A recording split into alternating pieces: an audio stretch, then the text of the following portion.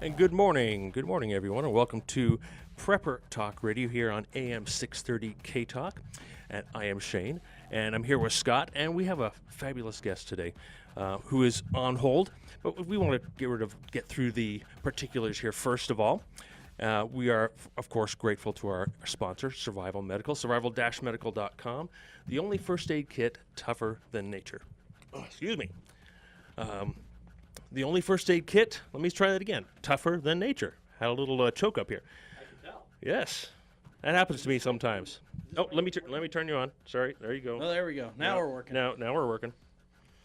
So we are today talking about, I guess you'd call it another survival 101, prepping 101, kind a little of higher level.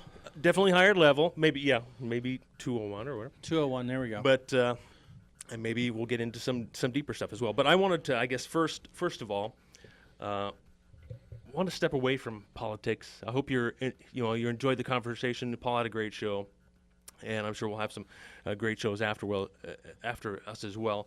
But it's just a lot about Trump and a lot about politics. Let's step back, take a break, talk about the stuff that we can do to better prepare ourselves. Yeah. So today it's all prepping, no politics. So we want to pull everyone off that mindset and want to start thinking about self-awareness, situational awareness. And we've got a pretty awesome guest, good friend of ours. Yes. Who, he's a stud.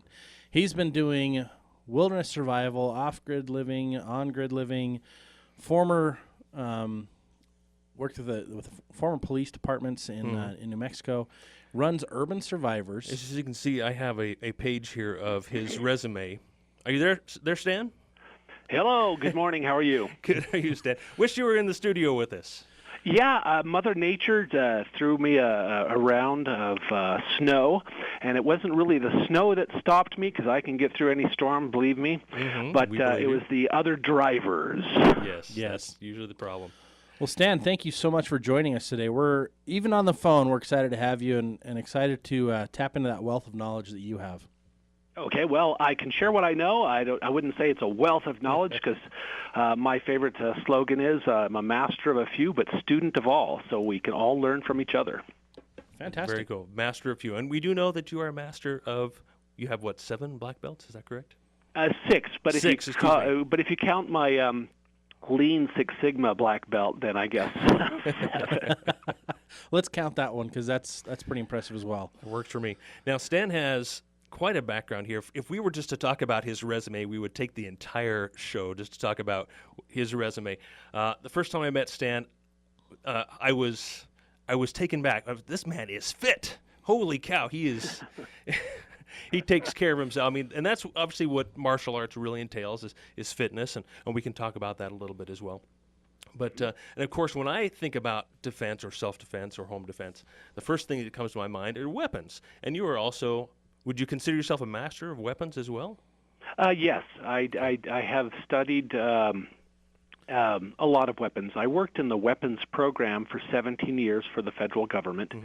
And that consists of all manner of weapons, from conventional to wave weapons to nuclear to non-nuclear, things that go thump in the night. Yeah. That's what we worked on. So it was really an exciting career to work on the cutting edge of technology. Everything from the bunker busters to the javelin, which is so readily utilized by our armed services.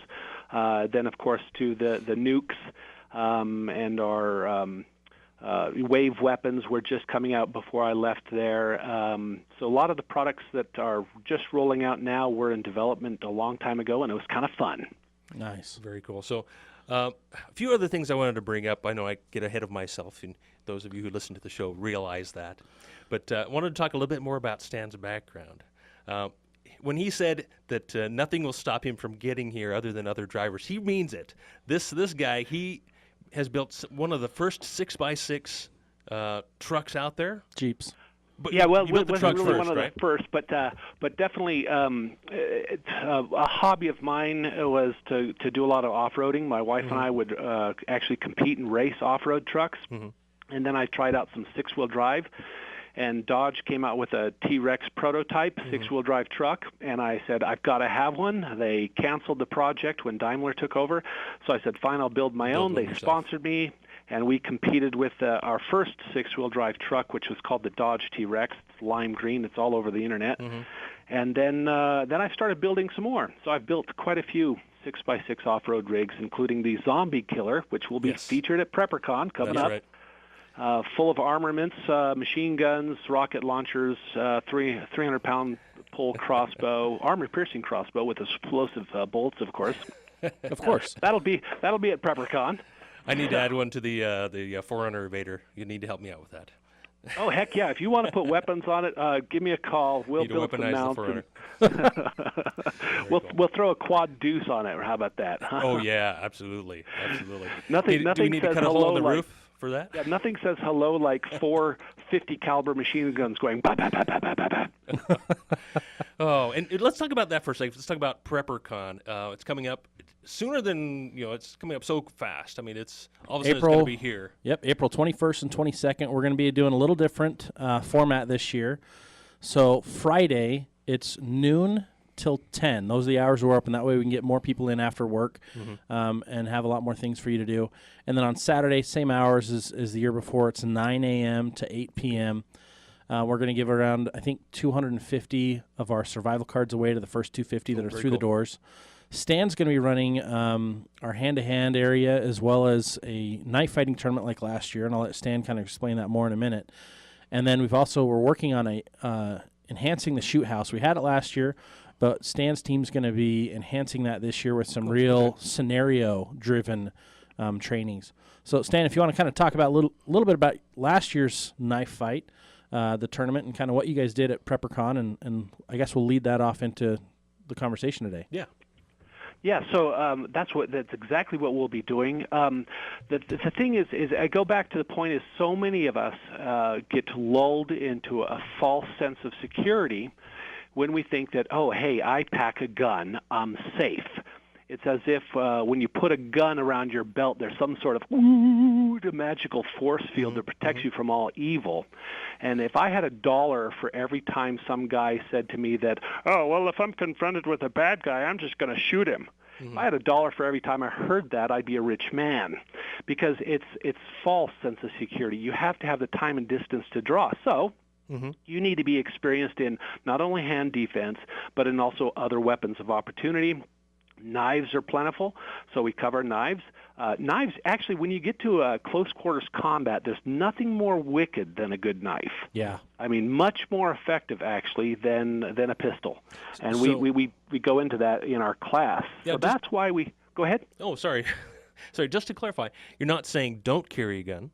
Oh, yeah, do carry a gun. Right, but also carry a knife and then be trained. Yeah, it's like why are Leathermans so popular?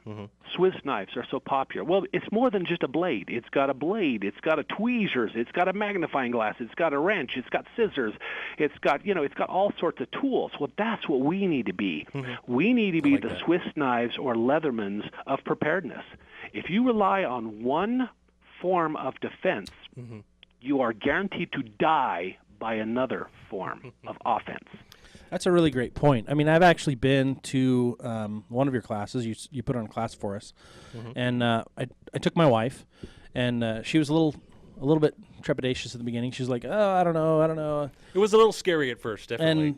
And no, this is before we even got there. Oh, right. Okay. She's like, "Oh, I don't know about this." She's like, "I kind of want to learn this, but I don't know." And then we get there, and it's fun because Stan, you're just so engaging and so laid back, matter of factly, but strict on adherence to how to do things correctly. And when he gets a knife in his hands, he's quite scary. Oh yeah, and it was great because not only did we go over knife fighting and mostly from the defensive aspects, but we also talked about how defending your gun, making sure people aren't grabbing for it, also disarming someone with a gun. And my wife was taking me down by the end of the couple of hours that we were there. That was very empowering for her, as well as for me. And I'm a lot more comfortable. And a lot more confident, not just in myself, but also in my wife and her ability. And I think it was one of the most empowering things she's done because it's given her that confidence. Not just, hey, I can do this, but I know how to do this. And so, Stan, you were phenomenal in that training. And I know one of my brother-in-laws actually was in your knife fighting tournament, and he was blown away at what he learned in that short demonstration that you gave him. Yeah, that's the point, is that we try and make it simple. Now, I don't discredit the traditional martial arts because that's where I was raised. Again, having 6 black belts in multiple different types of styles. And there's a discipline that can be learned. It's great for kids. But what we've done is what Bruce Lee always talked about, is strip away all that is useless and just focus on what works for that individual. So each one of us have a different ability to different physical ability, different mental ability, and so not everything is going to work for each individual. We're not cookie cutters. Right. So the point is we focus on making it simple and making it effective. And so we've developed a combat system that has been used by police departments and military, and we have gone around the country in teaching these in seminars. In fact, back in the late 90s and early 2000s, we were always out with the Soldier of Fortune, and we even got opportunity to train some French foreign legionnaires.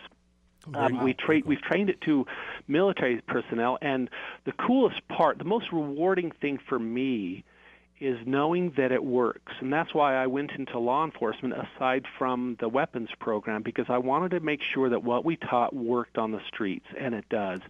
One of my students became an airborne ranger, was in special operations in Iraq and Afghanistan, and it was 3 o'clock in the morning, and I received a phone call from this guy who became my best friend. And he was in tears, and I said, are you hurt? Did you get hit? And he said, no, Stan, you saved my life today. And, then I started tearing up because he's such a good friend. And I said, what happened? He said, well, we were doing house clearings in Baghdad, and it went down to hand-to-hand combat. I kicked open a door. I got shot. My jacket, of course, stopped the bullet to drop me to the ground. The guy jumped on top of me to finish me off, and then it was on. And he says, I took him out with my bare hands. Wow. I mean, to know, very empowering. And then a few months later, another one of my students, a Marine in Afghanistan, called me up and said, Stan, he said the same thing. He said, you saved my life. It was 2-on-1, hand-to-hand. I took them both out. I was like, wow, okay. All right. That reinforces, so that's what we try to do, is make it simple yet effective. Yeah. And get out of all the fluff. Focus on the technique. Before we come up on a break here, where we only have another minute or so left, we've got a caller calling in. We'll try and take that call after the break here if you want to call back in. But one thing that I think people need to realize is when you send their kids to karate class, that is designed to take as long as possible to milk as much money out of you to advance you through these belts, which is not a traditional martial arts system. Am I correct there, Stan? Correct. Yeah, we ran a very traditional school back in Santa Fe, and the belt system is kind of an American invention. And so suddenly I realized that we were running a puppy mill. We were just cranking students out, and whether they were good or not, they paid the money, and here's your belt. And that's when my sensei and I broke away from that federation, and we started our own school, going back to the roots of real combat martial arts. And we began digging up the good stuff. Now, also, the insurance companies control the martial arts. When we became part of the federation, which you have to become to get insured, they sent us a booklet of things that we could and could not teach. And also, they minimized the amount of actual hand-to-hand and actual, physical contact. It's becoming like the YMCA. Yes. And if you want to have insurance, you got to follow their rules. That makes perfect sense. And here comes our music, and you're listening to Prepper Talk Radio here on AM 630 K-Talk. And our sponsor, of course, is Survival Medical, survival-medical.com. The only first aid kits designed to last up to 20 years. We'll catch you on the other side of the break.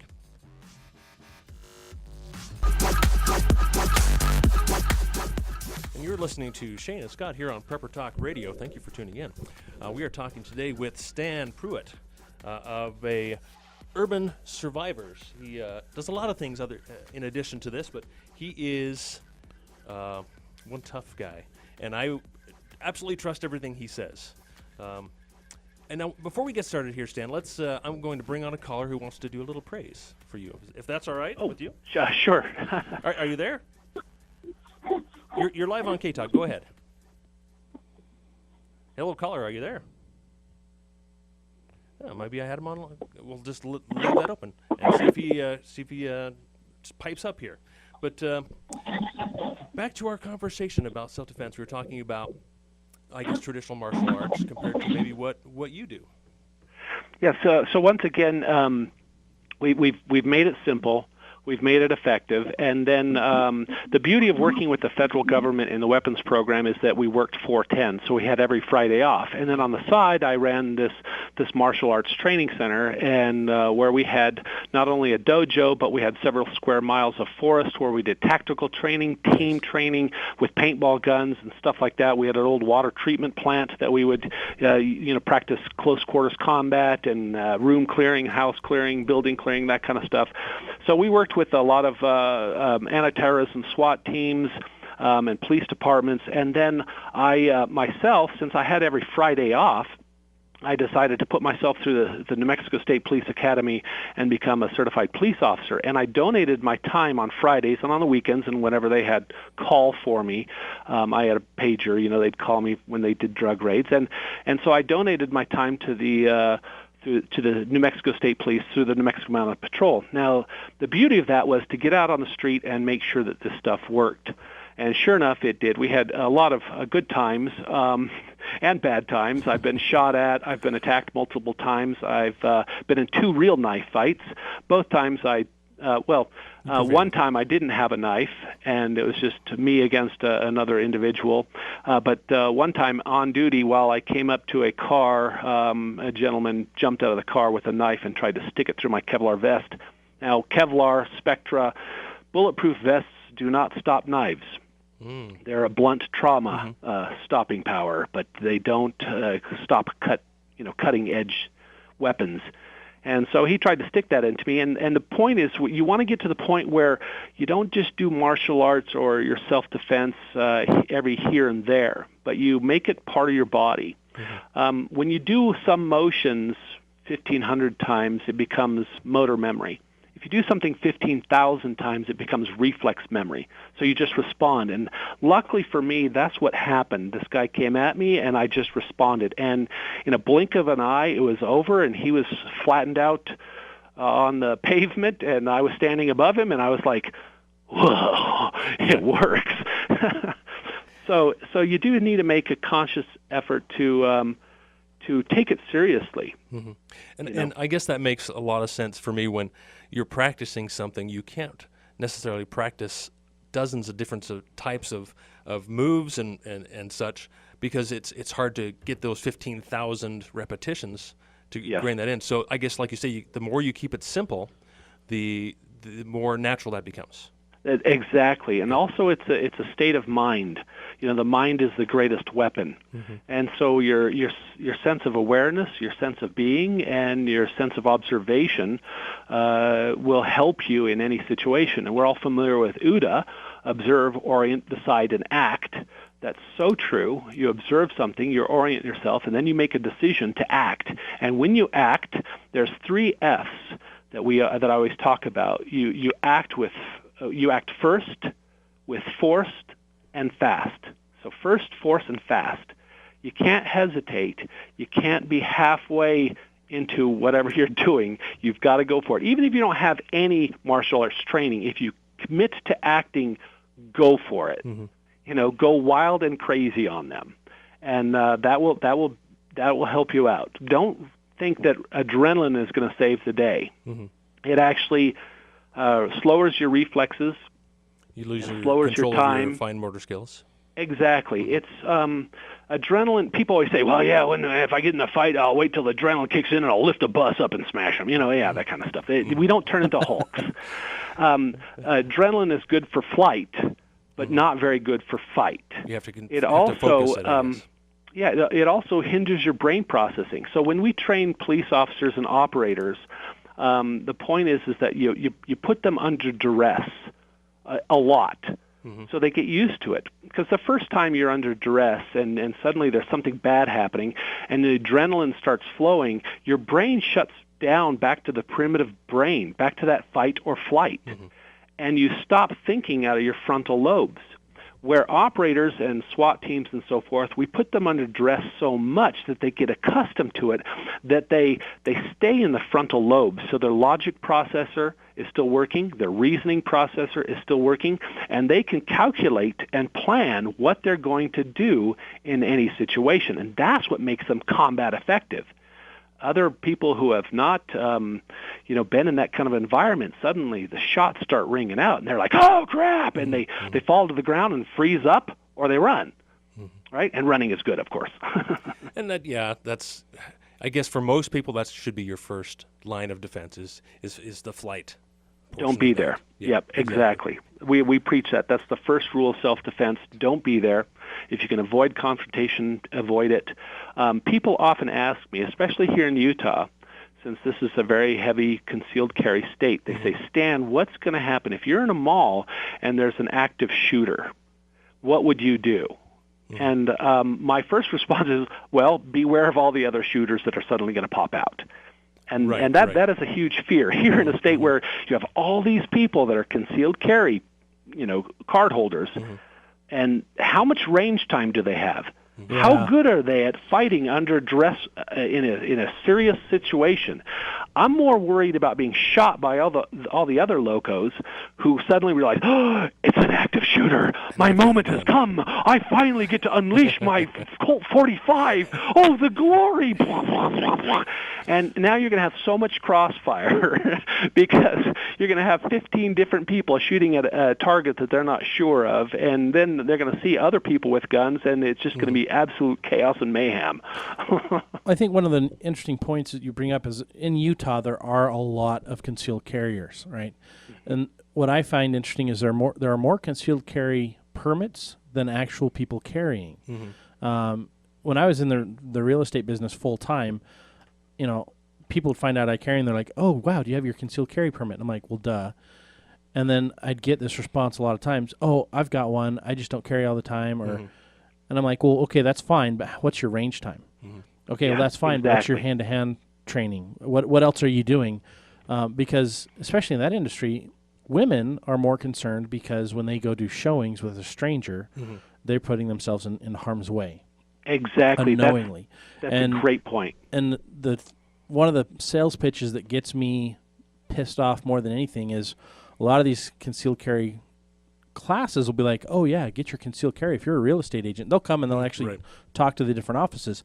Get your concealed carry permit so that if you are stuck in that situation, you can whip out your gun and take care of business. And I kind of laugh at how absurdly stupid that is, because if they're in that situation, they're already in a position where they've got less than 21 feet to be able to draw and acquire their target.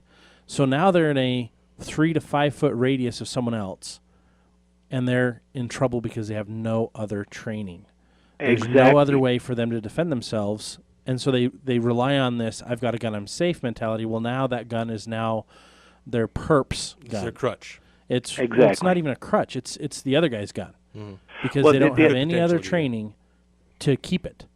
Exactly. That's the point. Is that so many people carry, but they don't know how to deploy the weapon. They don't know how to protect the weapon because it can be an asset and it can be a liability in close quarters combat. Now, I'm glad you brought up that story because I actually have been invited to 4 different real estate boards to teach hand-to-hand. The first time I got invited was because a woman here in Utah was sexually assaulted while showing a home. She was showing a home to a couple. Okay, so she thought it was safe. And so she's going from home to home showing these homes, and then they got to this one home, and the wife stayed in the car. She went into the house to show the husband this house because the wife acted disinterested in the particular house. But this man went in, and of course, One, situational awareness was not in play. She walked into the master bedroom to show the master bedroom. She walked in first. Now she has no egress. She's just put herself in a corner. Who cares that she has a pistol in her purse? She's got her concealed carry in her purse. She goes to open up the closets and show the large walk-in closets. She turns around and boom, he's there. He throws her on the bed, sexually assaults her. Where's her gun? In her purse. What can you do? Exactly. Even if she could get to it, she can't. She's pinned down to the bed being sexually assaulted. Now, I won't give you all the gory details, but she happened to be in one of my classes, and she was absolutely mortified. But then we showed her the things she could have done to get out, and she absolutely lost it and broke down sobbing, saying, "Oh, I wish I would have known this several months ago." Absolutely. How sad that is. Now, Stan, we've got a call. If you don't mind, we take this call here real quick. Hello, caller, are you there? More or less. Yes. What can we do for you, sir? What did you have something to say or question? Well, yeah. I think you ought to be very careful. If you've got a firefight going on, regardless, I think you will find you will become a victim, and not necessarily of the person who might be a belligerent, mixing it up with the police, but the police might take you as a belligerent. That's a good point. Yeah, that's a good point. I mean, you subscribe to the Rifleman of Chance? Rifleman, NRA magazine. Yes, I do. Okay. Years ago, they had an article that was fairly interesting. Some grocer, they had a hold up at his butcher shop, but anyway, he ran out with an apron on, with a shotgun. All right. Hey, of course, he first called the police, and he was cut down. All right. Because he ran out with the gun. Yep. Yeah. No, great point. Thank you for the call, Harvey. I sure appreciate you bringing up those points. Well, you got to remember that essentially you're getting into a situation like you brought out that you don't know who all's there. And, Exactly. Yeah, I think absolutely. Identification. Part Part of our is the importance for situational awareness. Thanks for the call, Harvey. And I'll I let you go. think Exactly. Stan, I think that's what we really wanted to bring Stan on for, is to talk about situational awareness. I mean, he talked about his experience with the Board of Realtors and the lady who was not aware. She walked into a room first, no longer had an egress, no longer had any other solutions Gave to him get the out. perfect opportunity. She was not situationally aware. She was not thinking about that. And I think a lot of times, most of us will go into autopilot or go into safety mode where we're just operating and we're not actually aware of what we're doing or aware of what's going on around us. Exactly. Kind of to the caller's point, we do cover that. We call it our verbal judo. And part of verbal judo is not only being commanding and domineering in a confrontation, but also identifying.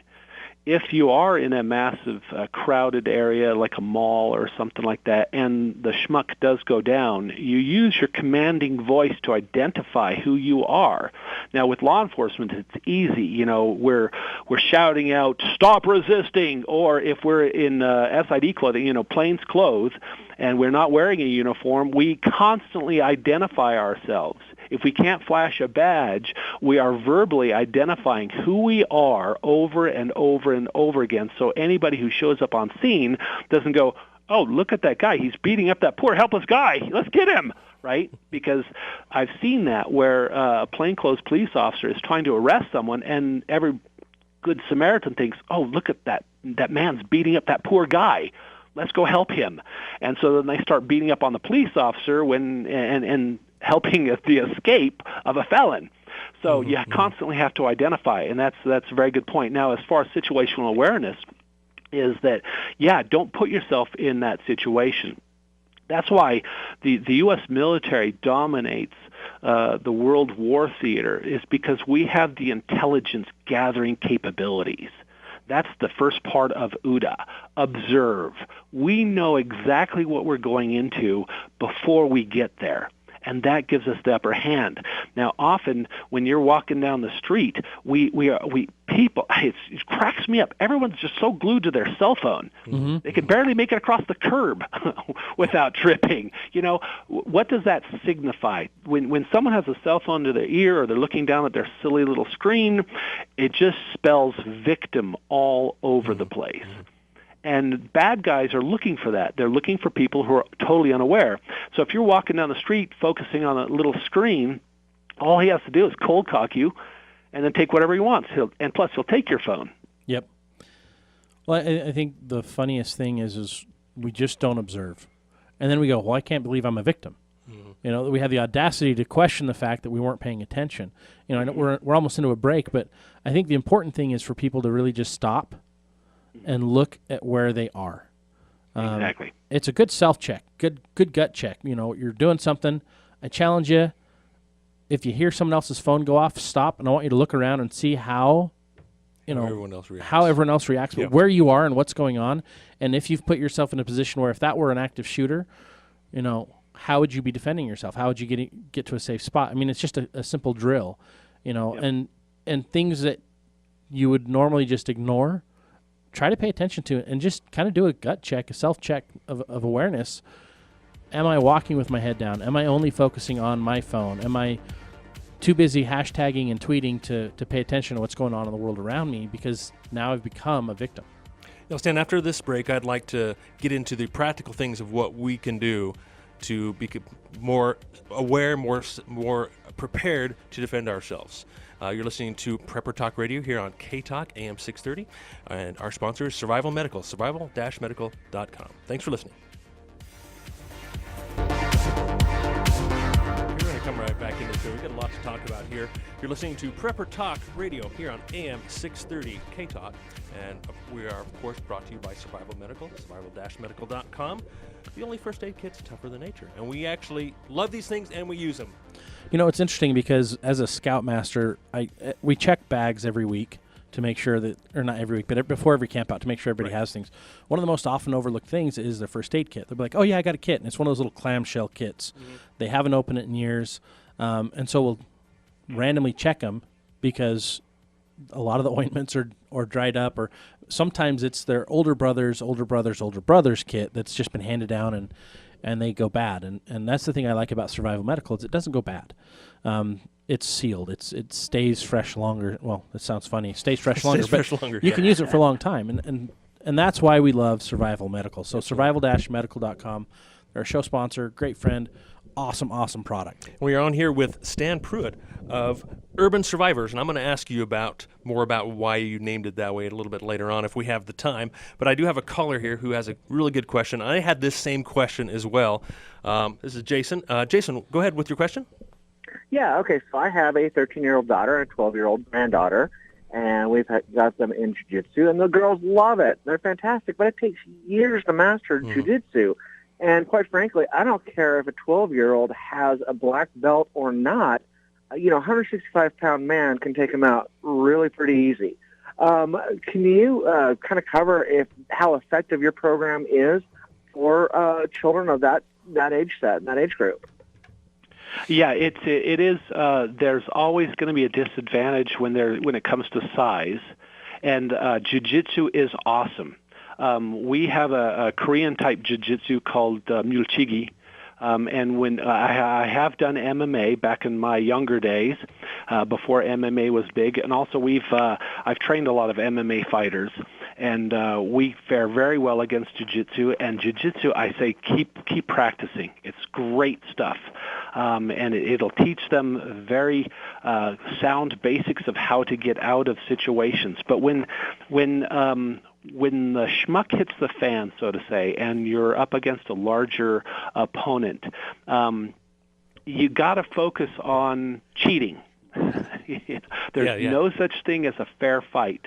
And martial arts always teaches you rules and regulations based on the sport of it. And jiu-jitsu is great, especially when it's one-on-one. in a controlled environment. Mm-hmm. That's why it's great, and it dominates the UFC, because you're in a ring and there's a referee and there's no eye gouging, there's no throat gouging and punching and, you know, crushing of the windpipe and destroying the gonads and things like that. Pretty picture, Stan. Yeah, well, you know, but it's still a great way to fight.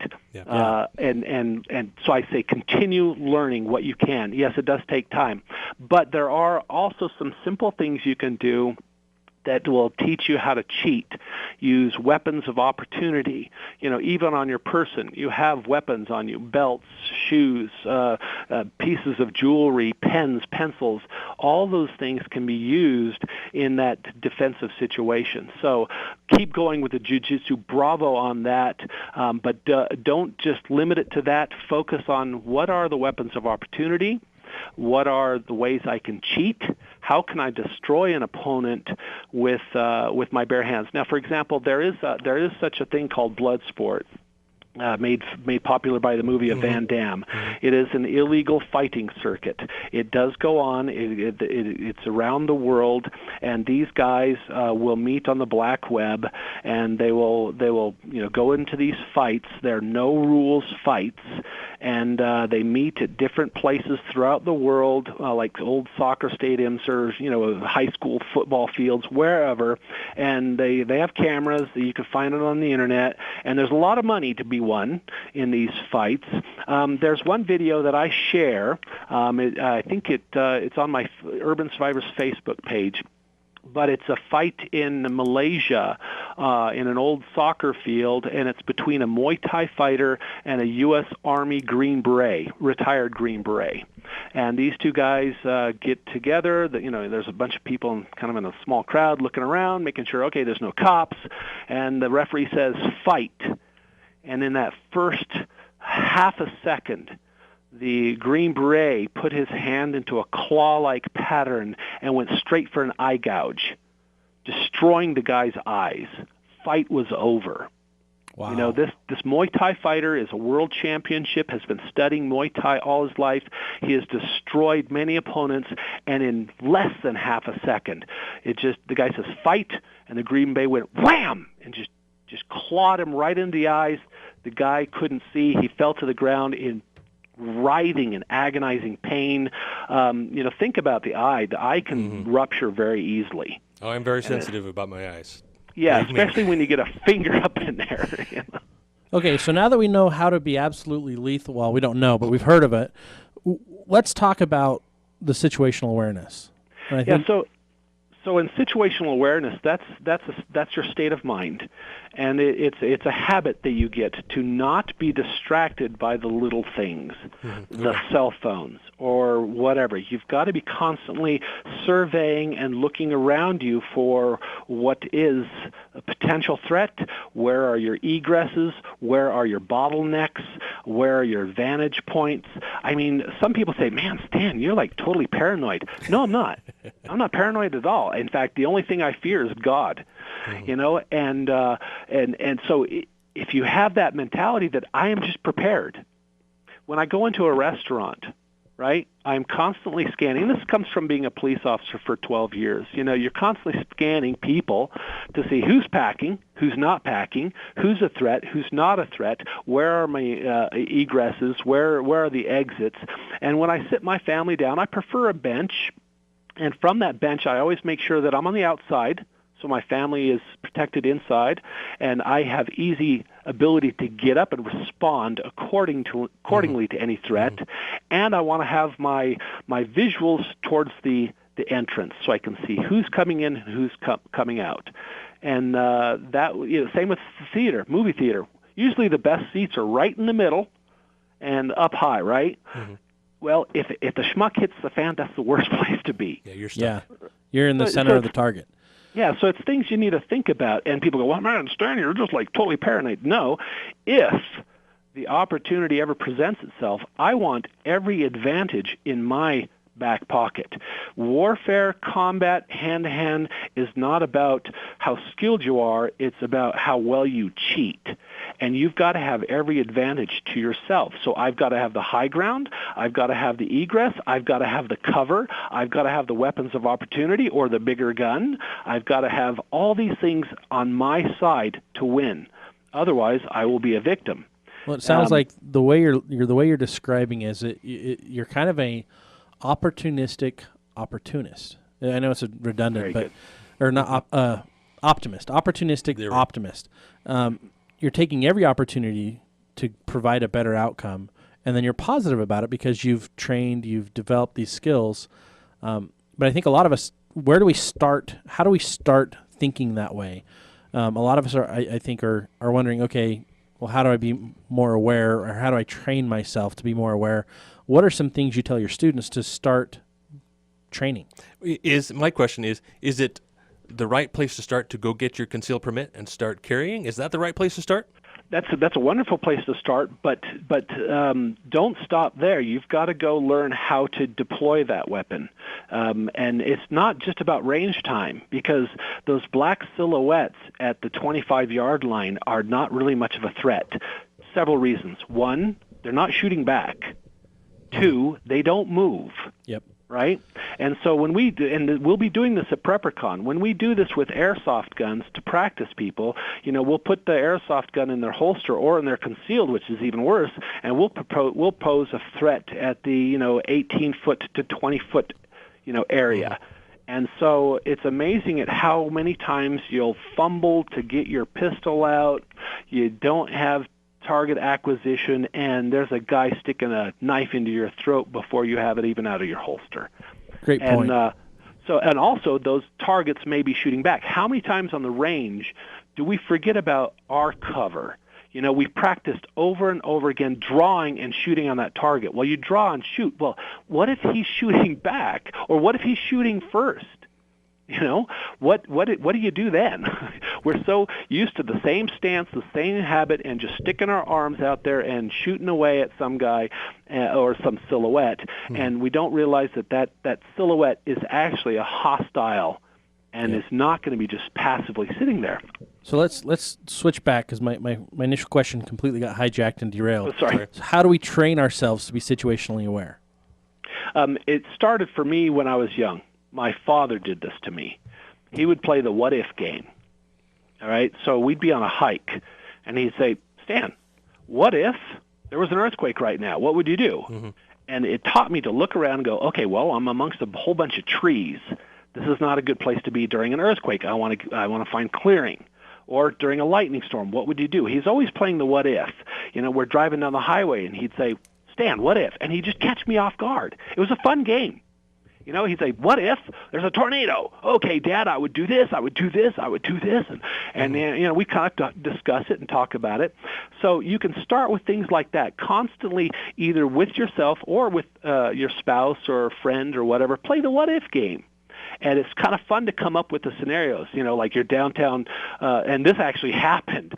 You're downtown in a big between high-rise buildings, and this happened in Denver. There's a tornado coming through.